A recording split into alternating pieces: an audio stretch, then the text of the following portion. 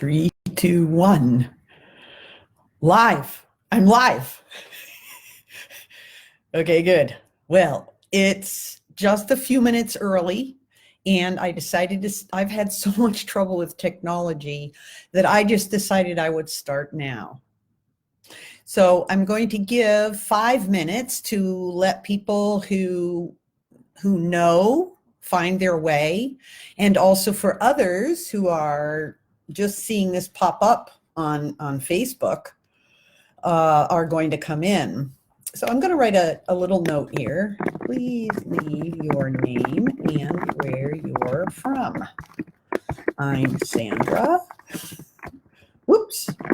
From South Carolina. Here we go. Oh, somebody's here. Oh, maybe that was just me. Anyway, it looks like one person popped up, but maybe that was just me putting my name in the comments. Anyway, I do have material to present today. I'm excited as all get out that I was even able to have Facebook Live work. To be honest, it's been a month-long battle. Today, I'll just give you a little preview. We've got just a few minutes. But today, as I talk about trauma and a particular aspect of it, which is called numbing, and these are topics that I learned about them. These are topics I learned about when I watched a webinar by Bessel van der Kolk. He is a Dutchman who wrote the book, Your Body Keeps the Score, which I have found extremely helpful in my own dealings with trauma and the transformation of the healing journey that I've been experiencing. So, anyway, the special thing today is that I'm going to be sharing my own personal experience with this topic. As happens, if you've written anything or spoken on any topic, generally what happens is God will give you the opportunity to explore that topic when hi Naomi, oh, so glad to see you're here. If you're having to share about a certain topic, generally speaking, God will jump in to your life and give you plenty of experiences so that you will know that topic really well. And the more in depth you're wanting to share, the more in depth you're going to learn. And that's exactly what's been going on for me. So here I am.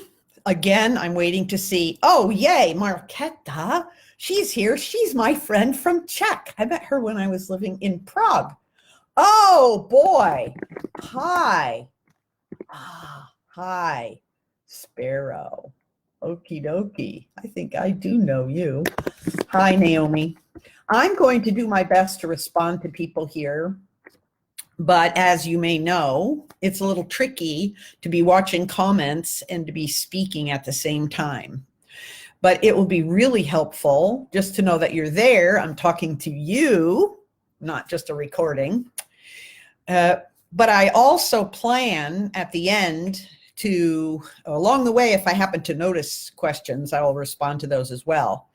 But if you are going to write a question, it might be really helpful to hit your caps lock key and type your question in. Then I will see all those capital letters, hopefully, and I'll be able to answer more quickly. Hey, Mary's here. Hi, Mary. Hi, Sparrow, I see you too. Oh my, this is great. This is great. I was wondering how this would work. In case you haven't, oh, Debbie's here. The comments don't, this is sort of fun. I have a few extra minutes while I'm waiting for 1 o'clock to roll around to be able to say hello. The little comments, they don't keep coming up. So I might not see some, but I'll do my best to watch over that. In case you're not aware, actually, it's 1 o'clock now. in case you're not aware, this today's talk, this talk is about a topic that I've been working on now. This is the 5th one in the 2nd series. The topic is trauma. And I think I'll go ahead and dive in because I want to respect the fact that you're all here now, and other people can go back and listen to the beginning if they've missed anything. But the topic that I'm addressing here is trauma. And really a simple definition of trauma is when either an episode or an incident or maybe a series of those that come out to be really a phase of our lives, a season, and the overwhelm comes in and takes over our mind and our body and our spirit. Completely overwhelmed. That's my simple definition of trauma. Now, I want to thank you for writing in comments and also any questions over there. But I want to tell you a little bit about me.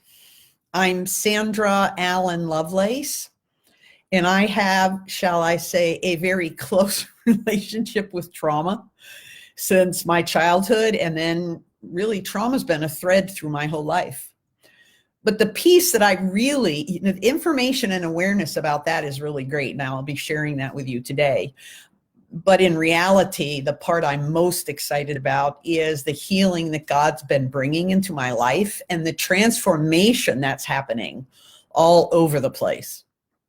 Now, the topic today, numbing and its influence, is actually, numbing is one of the topics that has been identified by Bessel van der Kolk, the author of Your Body Keeps the Score. And he outlines 8 different areas that are always present in trauma. When trauma hits, when trauma takes over, these 8 areas will always be present. Now, besides having written a book, actually, van der Kolk has spent his entire career working on trauma. And he has a trauma research center in Boston. And it's pretty valid, I felt, when I listened to his webinar to undertake some of these areas, to undertake actually all of these areas, and I want to share them with you. Today, the topic of numbing, I like to think of it also in terms of distractions. Van der Kolk says numbing or spacing out. But I think distractions, at least from my experience, distractions are another good way to think about this topic. Numbing. Now, what do we mean by that? Well, the riskiest and perhaps the first areas or things that you might think of in that way when you're overcome with trauma would be maybe alcohol or drugs that would literally numb us to the circumstances around us. And also other sort of, actually, I think they're destructive behaviors, but where they really go onward.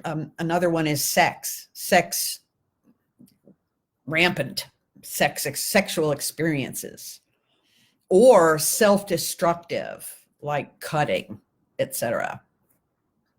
These numb the feelings that we're trying to avoid, that really are overwhelming. And that's why to try to avoid them, I find, is actually a pretty reasonable reaction, maybe because I do that. But distractions maybe don't sound as dangerous or risky. For example, and I'll speak out of my own experience, jigsaw puzzles, or handwork like cross stitch, or TV. Am I getting a little personal? I feel like I'm really exposing myself here. Or even reading or sleeping. All right. Okay, come on. So we're talking about a balance here, because really none of these things, even the alcohol and drugs, and certainly not sex, in and of themselves are not dangerous or risky. The problem is when they get out of balance, All right. I have an old laptop. I don't own a television, but I have an old laptop. And sometimes I will plug that thing in on my bed and I will watch reruns of old TV shows. Shall I reveal? All right. One of mine is Judge Judy. I haven't done that in a long time now, but that's a confession. And I don't know what areas you're maybe thinking of now, but really it's that balance. For example, I read on Facebook about some people that they, what do they call it? Binge watch Star Wars movies because they want to catch them all in order or that sort of thing. Or it's a way that they relax on the weekend and so on and so on. That's not bad. I'm one of the people that finds it difficult to find a balance there. And really, the only way to do that is that I have to know when I'm choosing to do something on a Friday night to watch one episode of Hercule Poirot to relax and unwind, and when I'm watching something over and over till 3 or 4 o'clock in the morning. Okay. Well, now that's when things become dangerous, when they become sort of obsessive, and we shut off. And that's what happens in trauma, actually, but we shut off our thinking brain and just go with the feelings. Now I want to share my story with you. It just happened to me. And as I mentioned just before one, the Lord always does this to me when I'm going to address a topic. He takes me into it so that I know it intimately. So I hit overwhelm trauma. There were enough triggers from my past and things happening around me that I could actually feel myself going down. But I wasn't paying attention to it. I thought, well, I know, but I have so much I have to do. So I just kept going. One of the signals was that I was having trouble being present. Making my breakfast, I was forgetting to put my vitamins out, or having a list of 3 things I needed to do and having to keep going back over and over again because I couldn't keep track. I knew there were issues going on. But when the IBS hit, irritable bowel syndrome, and I had an episode of that, it was so painful. And I was out in public. I was afraid I might faint. I mean, I had to go disappear for quite a while. Now, my body had my attention. Sandra, this is a signal I couldn't avoid, and it was time to deal with it. I went home, and I know myself well enough to know that a nap will often be helpful. I think I compare it to a computer where you actually completely shut it down.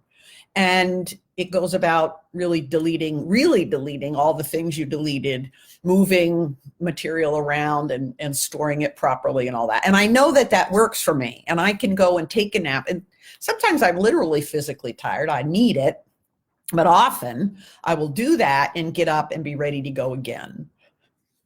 But this time it wasn't just the nap, but it was also the novel I was reading.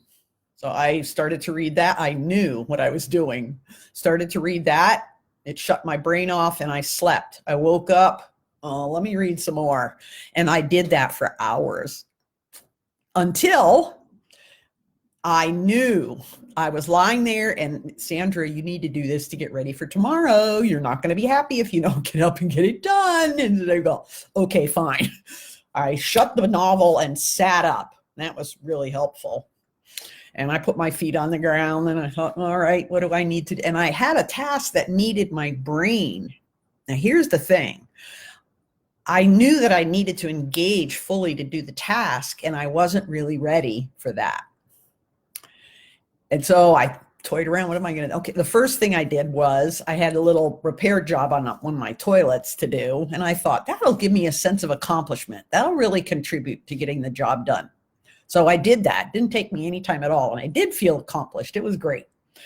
And I knew that before it got dark that I needed to do my 20-minute walk.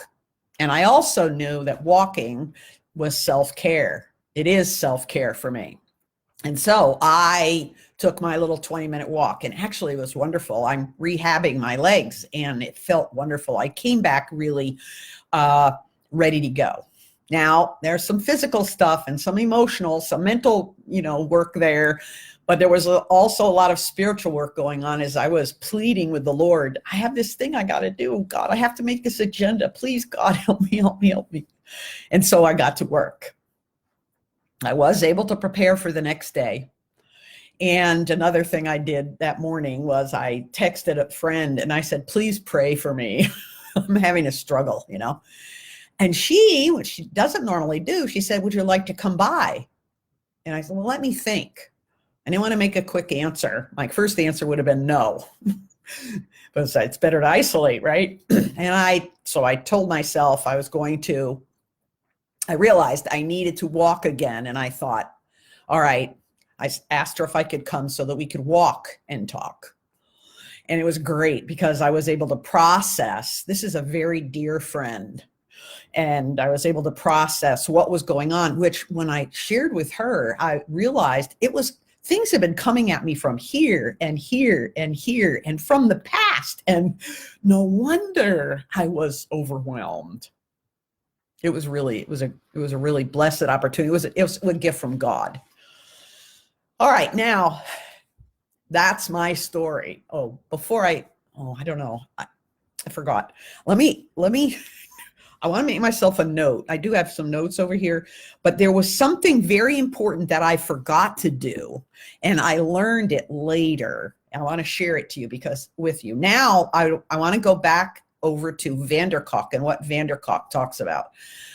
Now, the whole idea of numbing, the danger of numbing is because numbing feeds a loss of agency. I've talked about that in one of the other areas as well. Loss of agency. What does that mean?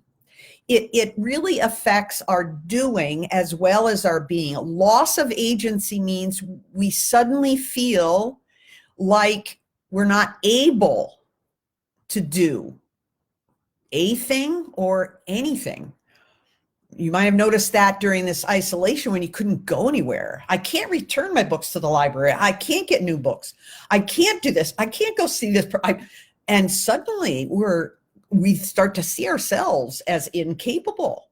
We're not able to accomplish things. We're not able to influence the world around us.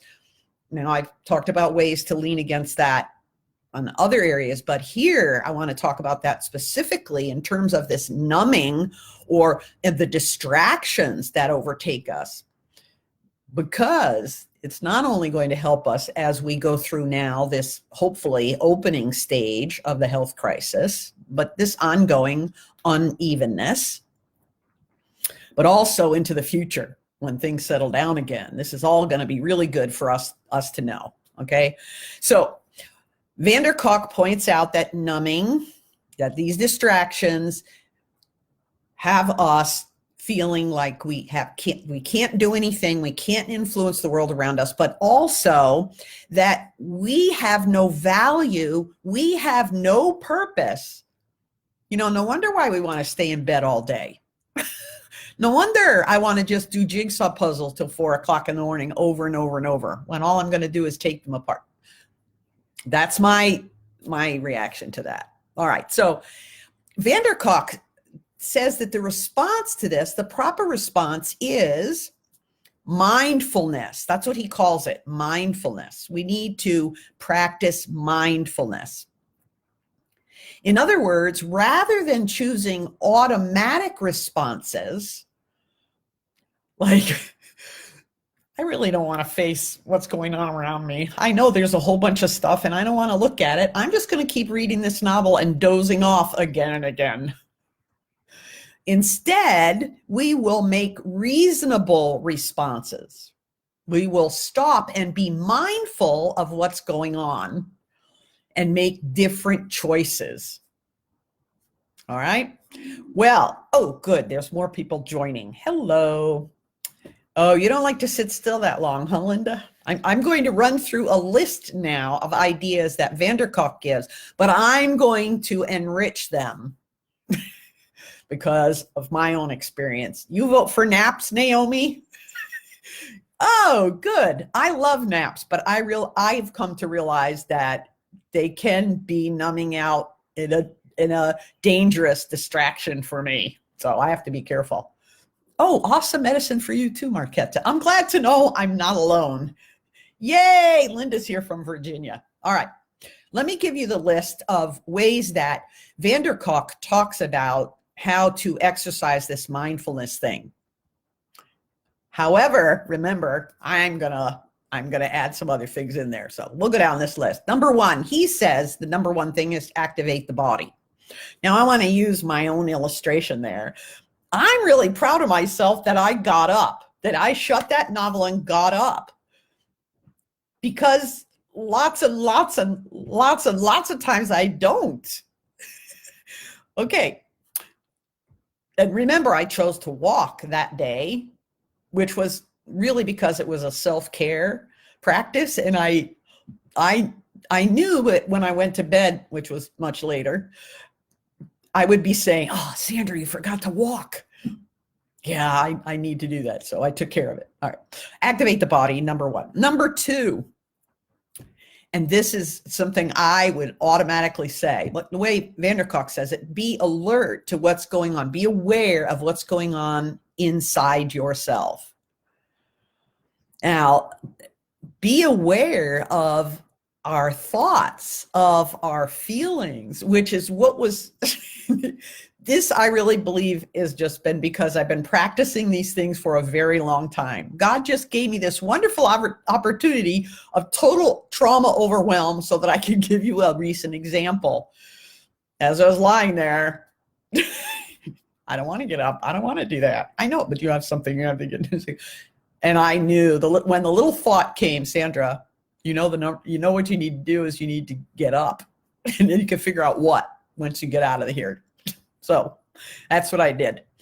But really keeping track of our thoughts and our feelings that are going on the inside. And I recognized the overwhelm and really crying out to God and doing step by step the things I needed to do to be able to function, to prepare for the next day is what I took care of. And I was able to do that. The next one is to meditate fully. Well, he says meditate, meditate, calm yourself, do all that kind of stuff. I say meditate fully, engage your whole brain with God, your whole brain, your whole body, turn your whole self to God. You might say that's worship. Now, I've talked about some of this earlier on as well.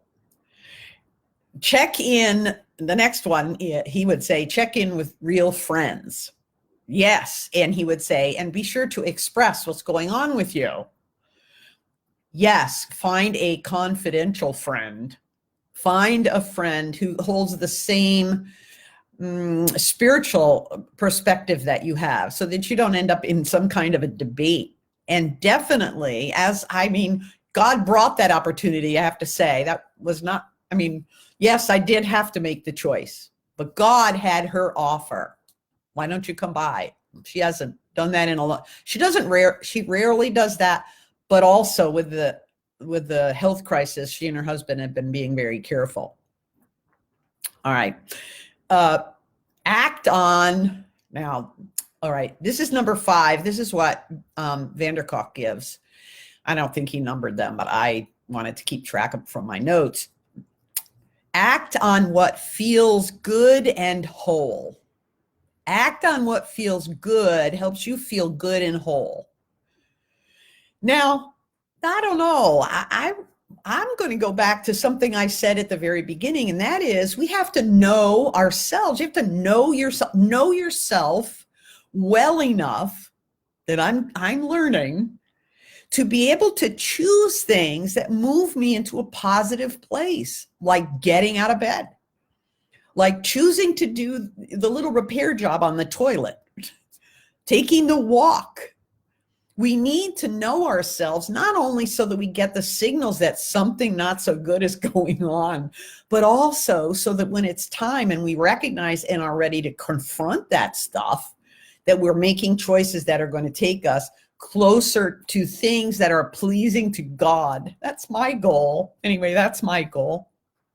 So for me, it was a workout or a walk. It can be getting in my car, which I did when I went to my friend's house, turned the music up and blared my inspiring music, and time with a friend, of course. Now, I want to share with you the one thing that I realized earlier this morning that I forgot to do. And I want to make a special note of it, because next time I want to keep it in mind and choose it. When the panicky part came during the IBS and really shortly leading up to that, and then after, when I knew my body was all tense, I forgot to breathe. I mean, I did my normal little and talked about breathing, because last time, I think in the last session, because when we're breathing, when we're anxious, anxiety steals oxygen from your body. So next time, I'll do my best to remember to breathe. I want to share that one with you too. All right. If you think about now, I have something else I want to share that's really important. But if you think about something, if you have a question that's going on right now in your mind, you could type it in. Or if you have a takeaway, like right now you're thinking, oh yeah, that thing she said about such and such, that's going to stick with me. And that's going to be something I want to pay attention to. It'd be really helpful if you would put that in the comments. Or if you're watching this on replay, to put it in there. But look, before I go, I've just realized recently, somebody pointed it out to me, I have not been making people aware of what I do overall. I mean, I offer information, affirmation, and inspiration for women to walk out of the whole trauma trap and into our unique design and purpose. You know, transformation, that's really what I do. And I don't just talk about it. I work with women one-on-one. Now, I mentor and I coach. And if you're not sure what the difference is on those two things, and if you want to know more about that, what I do and so on, how it works, you can go to my website, sandraallenlovelace.com. And you can go to, I'm not sure what it says right now. I mentor, I coach, I forget. But anyway, I think I had the person change it back to mentor. But you'll find a whole explanation there. And I'm going to be talking more about it. As a matter of fact, I have an exciting offer coming up in that vein.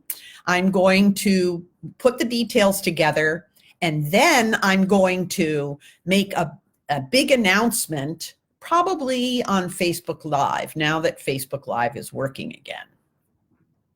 Yay. All right. I started 5 minutes early, and I have a few minutes here at the end. So if you're still here, I can see I've got some of you here. You can really, for now, I know this is a lot of information, but if you have a question, okay, no question. I'm going to ask you a question. When I was talking, I'm glad to see some people responded about how great naps are. But when I was talking about the other distractions like jigsaw puzzles or handwork or maybe TV, did any other ideas come up for you about what kinds of activities end up pulling you away from things you know that you really ought to be doing? Did any of those come up for you? I'll wait and look in the comments. Ooh, doo, doo, doo, doo. Oh, one of my friends has her mom there in living with her, and she has a caregiver, but she said her caregiver had to leave, so she's going. No, huh? Nobody wants to. I had to confess. I had to confess about my Judge Judy movies, my shows. All right. I don't want to pick on you. The next thing I'd like to ask is one takeaway, just 1 point, and I'm going to be quiet for 30 seconds. 1 point that's sticking in your mind, coming back to you right now. Please type it in the comments for me as a takeaway.